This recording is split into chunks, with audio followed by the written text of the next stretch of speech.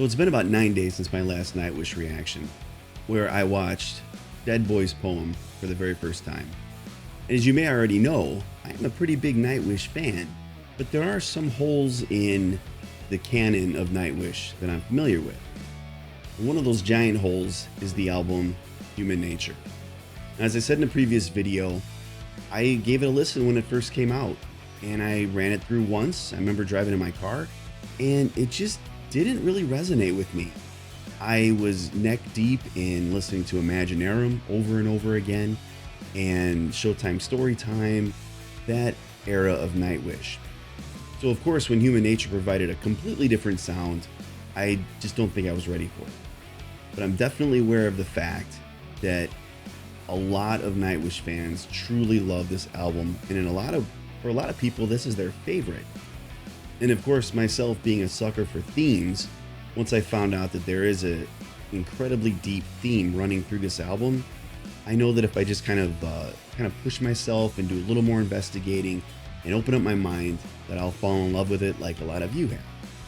So even though I'm under the weather, you could probably tell I kind of lost my voice. I've been really sick all weekend, starting to feel a little bit better, and I didn't want to put this off any longer. So hopefully I'll do it justice. Yeah, I've got my Theraflu ready to go. No scotch tonight, although that probably made me feel better, but I'm staying away for right now. So let me first start off by talking about what I do know about this album. As far as I know, Human Nature, and I know that there's something to do with the symbol between the words human and nature. So in the comments, let me know what that is. I don't know if that means that they're separate, or I think there's a significance there. Because when people even type it out, they try to put that symbol in there because it's very important. And then you've also got the cuneiform writing that's found on the album cover. And cuneiform writing was found as far back as like 3000 BC in like the Babylonian areas and all that. Some of the oldest writing that we found to date. So on the album cover, you basically have a triangle. And at the very top is the cuneiform symbol for God, which is interesting because I know that Thomas and all of them, they're not religious. I'm not sure if that's the way that they kind of paint nature, maybe. And then the other symbols below the line are basically man and woman. So that little curved thing at the top, a little bit, that's woman. And then the two prongs with the one in the middle is for man. So that kind of explains the album cover. Beyond that, I'm not really sure exactly what to think of all this. I guess we'll figure it out as we go along. I did find it interesting when I really paid attention to the order of the songs. We're going to start with music today. We're going to do that right now. And it's interesting because if the song Music talks about the evolution of music, then directly following it is the song Noise, which I am familiar with that song. I think it's really interesting that you have the progression of music, maybe in the way that it's supposed to be, and then followed up by noise, which is kind of how it's been polluted. So we'll see. We'll see how that goes. Again, I haven't watched interviews about this or delved too deeply into it. I want to try to get this and unfold it as we go through it. So let's go ahead and check it out. Okay, so here I begin my reacquaintance with the album Human Nature. And something else I thought about that's kind of neat is if the whole purpose of this album is to kind of reconcile humankind to nature, and it's being done through music, it's cool that it starts with the song Music. I just thought that was cool. All right, so let's check it out. Get rid of this. Yeah, I don't remember any of this, so I'm excited.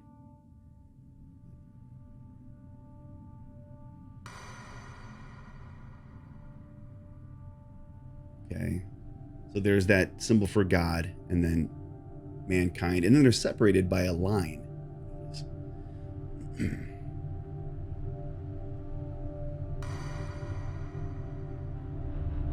Okay, so if this is the evolution of music, somebody's just hitting something.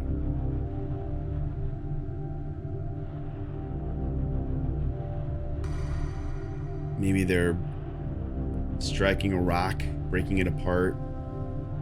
And then maybe at some point they realize, hey, this is making a cool sound, right?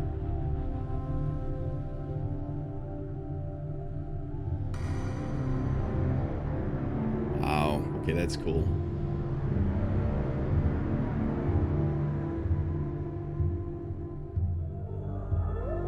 Okay, now we hear drums. Little shake rattle.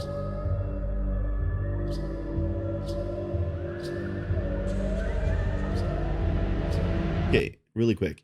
So not only do you hear like the sound of like a rudimentary tool, that eventually kind of evolved into more of a rhythmic. I don't think those tool strikes were any kind of um, steady beat. I'd have to maybe count and see, but they're probably erratic, right? And then we went into a steady beat, right? So at some point we realized that music we could do it rhythmically, right? But along with that, we hear the sounds of nature. We hear what would have originally been music, right? Wolves howling, stuff like that, all kind of blended in. So what I'm picturing right now, which I didn't the first time I heard this, what I'm picturing now is almost just the evolution of the human mind, right? Where in the beginning it's kind of empty of like consciousness, empty of self-awareness and all that frontal lobe stuff, art and music, but it's slowly kind of connecting, right? And then we're starting to hear more things, right?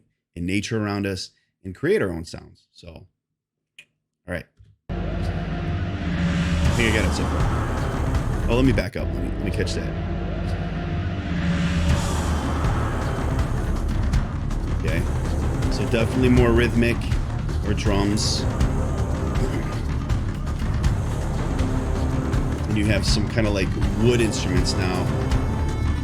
Pipe, maybe.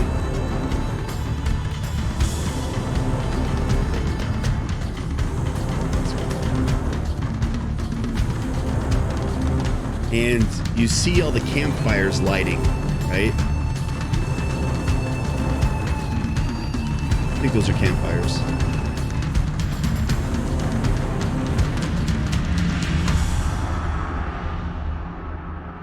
Okay, that was cool. So you just hear more and more instruments layer on top, layer on top, layer on top. Yeah, I'm not gonna do it right now, but when I watch this again, I'm gonna try to figure out when those campfires lit. Again, if it's showing kind of like the evolution of humanity.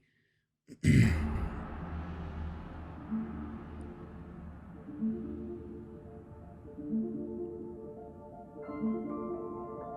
of course, a totally different sound now.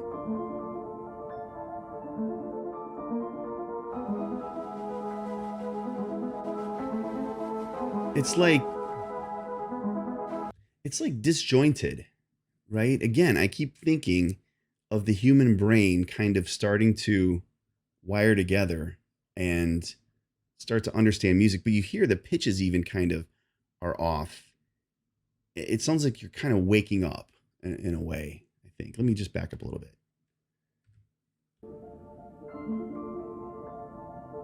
It sounds like you're in a dream and your brain's waking up. That pitch kind of shift.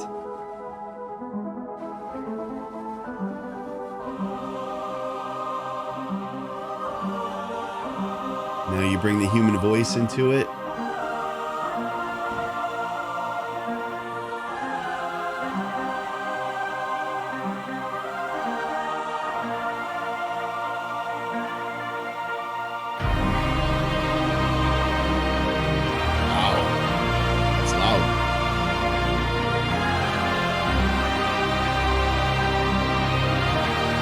Very epic sound.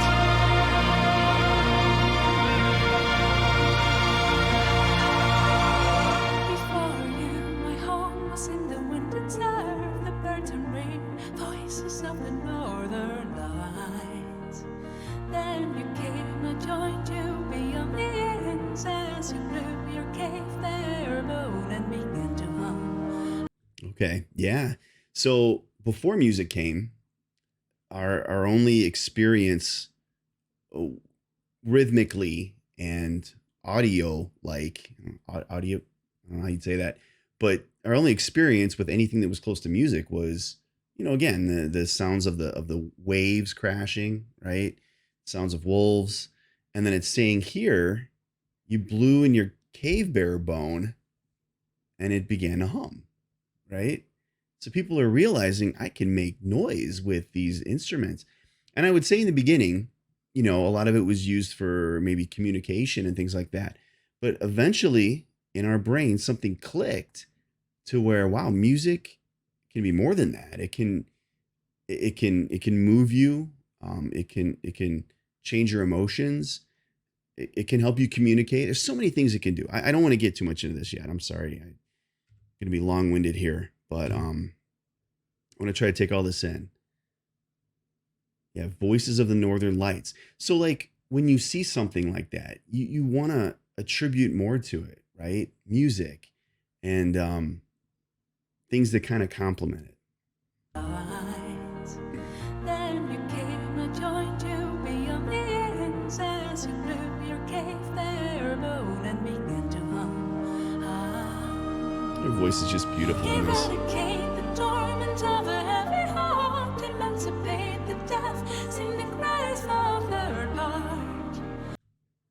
Emancipate the deaf, sing the third part.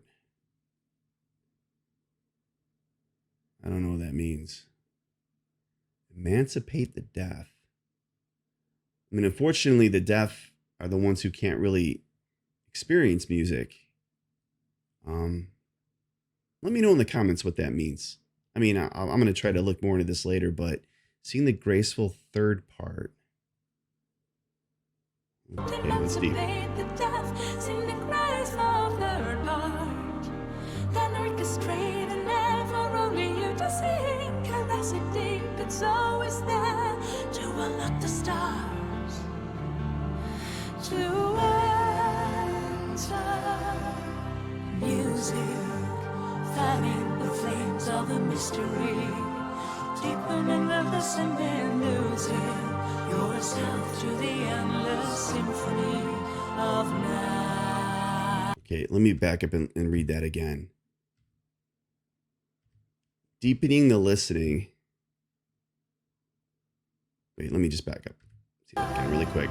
Music, fanning the flames of a mystery. flames of a mystery. Deepening and listening, losing yourself to the endless symphony of now. You want to dream, want to gain a major scale, wish to leave the hollow to dance with them. Okay, let me say something about that really quick. And of course, I'm sure a lot of you know that a major key tends to sound a little happier. Minor key tends to make you is a little more sorrowful or maybe even eerie, right? One of the neat things you should check out, maybe I'll try to find a link to the video on here, is Nirvana Smells Like Teen Spirit. Somebody made that into replayed it with a major chord, and it sounds hilarious. The original is very like emo, kind of angsty, right? But this is more like, something like from the early Beatles. It's hilarious. But yeah, just basically it's talking about kind of what I mentioned before, how you're realizing music can allow you to just kind of take in the moment, take in the world around you. It can help you understand mysteries a little deeper. Whether you're religious or not, the Catholic Church during the Middle Ages, when a lot of people were illiterate, of course, you turned to a lot of music to help kind of bring that message across. Of course, with beautiful paintings and things like that. But music was very, very instrumental in that. No pun intended. But yeah, basically, it's pointing to the fact that music can be used for so many things. Wish to leave the hollow to dance with them. Can you hear the brave drum from the moors? Follow the beat and leave the noise behind if we be lovers. Before it starts, come join the gathering that you will leave with the world for after day.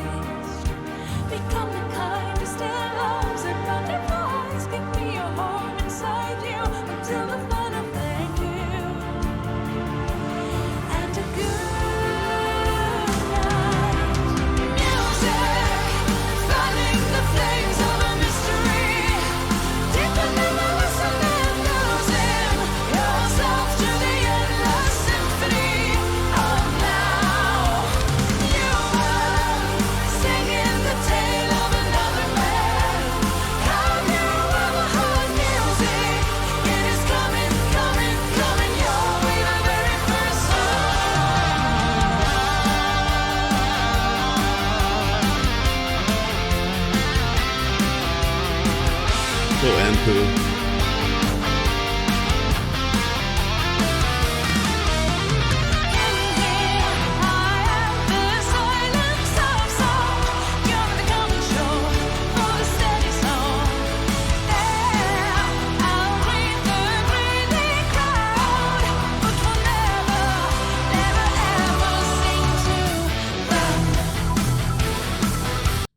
I'm to the point now where I'm just gonna delve into these lyrics later because I don't want to keep stopping. It's a lot of the same. I don't want to say the same stuff because the lyrics are gorgeous. I mean, super deep, but just again, kind of opening up all of the uses that music provides for us, right? I think that's Pan right there, the Greek god of nature, I think, and maybe also music and stories and things like that. So, all right, let's keep going. I just want to enjoy the music at this point. If I see anything else though that really jumps out, I liked it when it said too that telling the tale of another man. So that's the other thing too. Like with Sabaton, I'm really loving Sabaton right now. But of course, all of their music is really telling the stories of these men and women who fought in battles and things like that. So just reliving stories and epic tales and legends and things like that.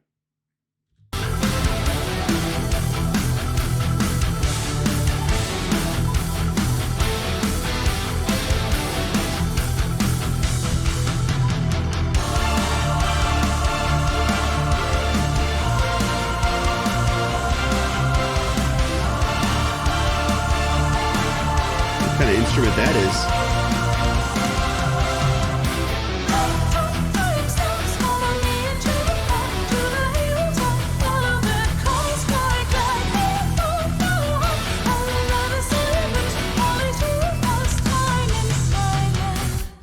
All it took was time and silence. Yeah. Yeah. Enough silence and you'll start finding ways to fill that silence, right? Um, it looks like a Troy instrument right there. I don't know what that is. But but one of the things that I'm really noticing about this song that I like is you can already hear so many different types of musical elements in it. And it makes sense because it's, the song is music. But I mean, you've got Flora's operatic voice in there. You've got some metal going, and I know that's what Nightwish does, but this is more so. Like this song is literally all over the place with just different phrasings and just the way that they're singing different parts. I mean, it's really all over the place in a very cool way. Music, fanning the flames of a mystery. Wait, I want to listen to that again. Notice what the keys do there. They kind of come up and then they come down in like a minor scale. It comes up and then it felt kind of eerie coming back down. Let's check that out again real quick. Music, fanning the flames of a mystery. Deepen in the listener, losing yourself to the endless symphony of love.